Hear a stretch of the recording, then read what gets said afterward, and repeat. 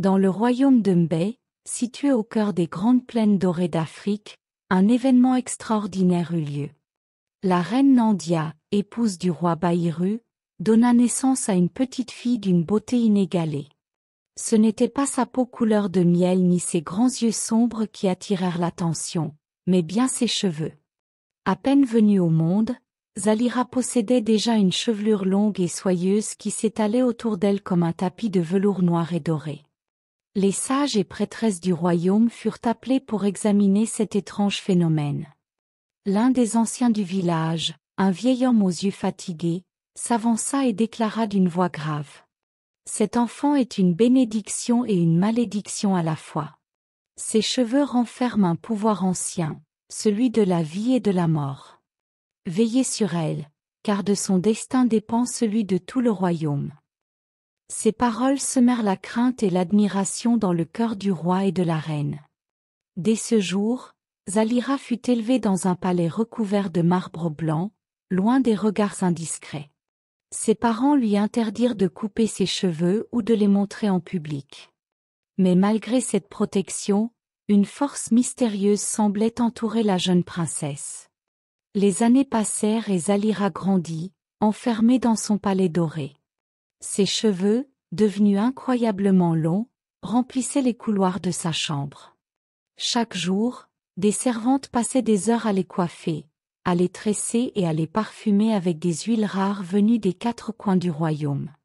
Mais si Zalira possédait tout ce qu'une princesse pouvait désirer, elle n'avait pas la liberté.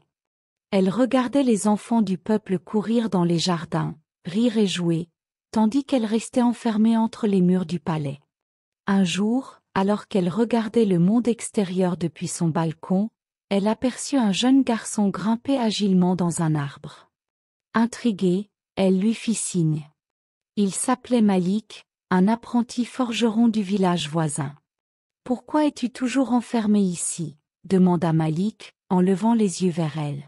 « Mes parents disent que c'est pour ma protection. Mais je rêve de découvrir le monde. »« Alors, viens !» s'exclama Malik. Zalira savait que c'était interdit, mais son désir de liberté était plus fort que tout.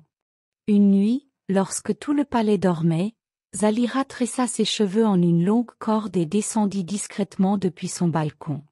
Pour la première fois de sa vie, elle posa pied sur la terre fraîche du royaume. Avec Malik, elle découvrit les marchés animés, les musiciens de rue, les danseuses aux foulards colorés. Mais sa chevelure attirait les regards. Un vieillard, un étranger venu de loin, la fixa intensément avant de murmurer. « La fille aux cheveux d'ébène.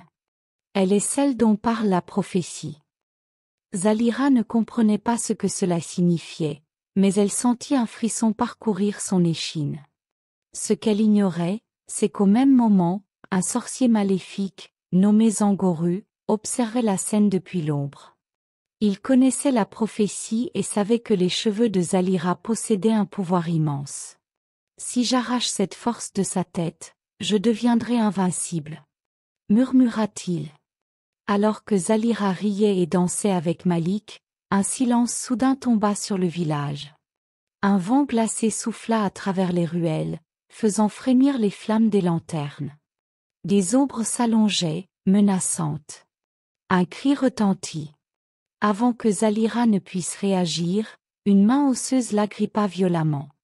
Devant elle se dressait un vieil homme aux yeux rouges, vêtu d'une cape noire brodée de symboles anciens. C'était Zangoru, le sorcier. « Enfin, la princesse aux cheveux magiques est entre mes mains !» s'exclama-t-il d'une voix rauque. Malik tenta de s'interposer, mais d'un geste, Zangoru le projeta au sol. Une brume noire enveloppa Zalira et, en un instant, elle disparut avec le sorcier. Elle se retrouva enfermée dans une sombre caverne, ses cheveux attachés par des chaînes ensorcelées. Le sorcier tourna autour d'elle, un sourire cruel sur les lèvres. « Ton pouvoir me revient désormais. » Il sortit une lame effilée et s'approcha de sa chevelure, prêt à les couper. Mais au moment où la lame effleura ses mèches, une lumière dorée jaillit, brûlant la main du sorcier qui recula en hurlant. Zalira comprit alors, ses cheveux la protégeaient. Le sorcier tenta encore et encore de briser sa chevelure, mais chaque coup lui était renvoyé avec une force inouïe. Zalira sentit une puissance ancestrale s'éveiller en elle. Elle se concentra et murmura. « Mère de la terre, père du vent, donnez-moi la force de briser mes chaînes. » Ses cheveux s'illuminèrent et s'enroulèrent autour des barreaux de la prison. Dans une explosion de lumière, les chaînes se brisèrent et la caverne trembla. Zalira s'élança vers la sortie, mais Angoru bloqua son chemin. « Tu ne peux pas t'enfuir. Ton destin est de me servir. » Mais cette fois, Zalira n'avait plus peur. D'un mouvement de tête, elle envoya ses cheveux comme un fouet. Ils s'enroulèrent autour du sorcier, et, dans un ultime éclat, absorbèrent toute son énergie maléfique. Zangoru poussa un dernier cri avant de disparaître en poussière. Le royaume était enfin libéré de son malheur. Zalira revint au palais, où le roi et la reine la crurent morte. Lorsqu'ils la virent rentrer, rayonnante et transformée, ils tombèrent à genoux, submergés par l'émotion. « Ma fille » murmura la reine Nandia.